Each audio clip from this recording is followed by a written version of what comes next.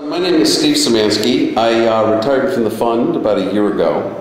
And the reason I am here is I wrote a paper which is sort of to set the framework of what the issues were that would be discussed. You might want to know, well, why did I write this paper now that I'm retired? And a lot of people have said to me, you have a lot of experience in a lot of countries. There's a way you should really set that down in paper.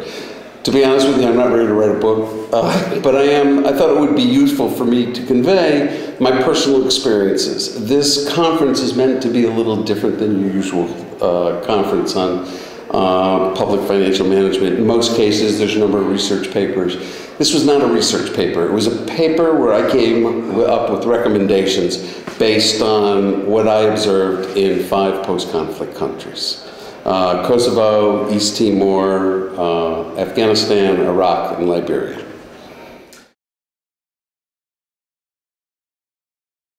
The difficulty in answering that is that it depends on what state the country is in. If I'm dealing directly with a post-conflict country, where there's little human capital and little physical capital, my answer is you stress working on budget execution. That's a point I made in the paper that I drafted for this conference. It is silly to worry. The IMF, when I was there, we always worry about policy. And policy is defined within a government's budget. But a government's budget in these countries is totally meaningless in the early days because almost nothing goes through it. They have no revenue source.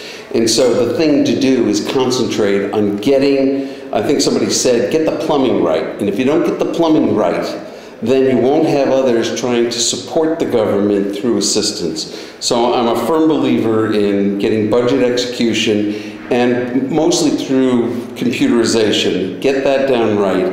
Then you can have a good accountability trail and you can encourage donors to support the government and support government systems.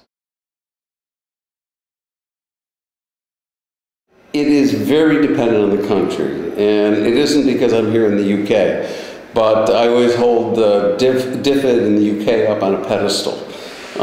They've done a wonderful job. They're more IMF than the IMF ever was, so it made my job very easy.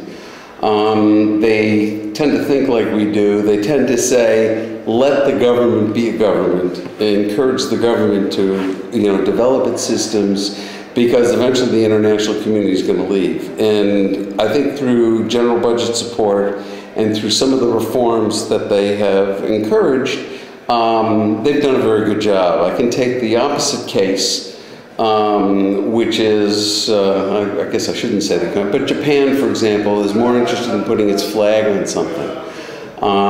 The US is a mixed case.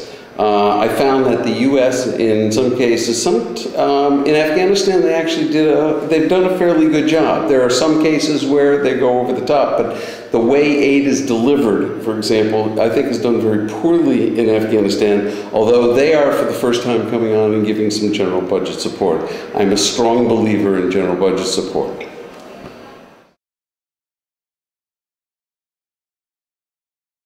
I guess the best thing I can do is give some examples, and then also give some, I think, lessons that don't improve it.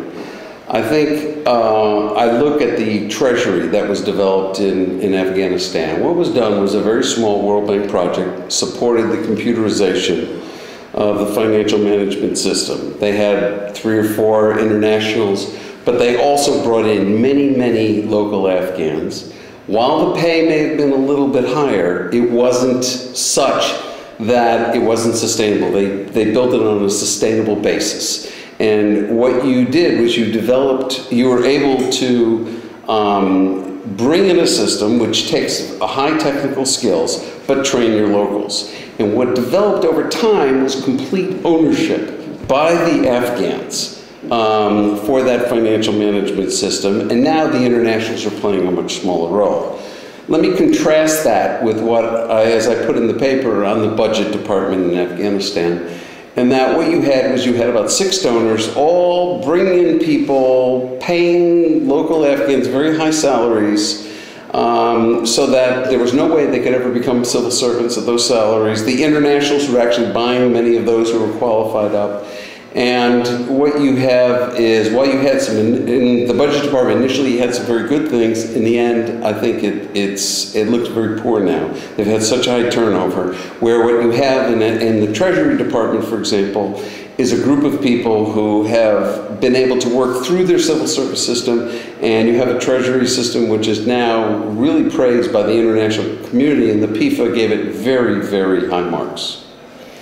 I think in the short run, you can have some internationals actually taking line positions. There's nothing wrong with that, working towards the handover.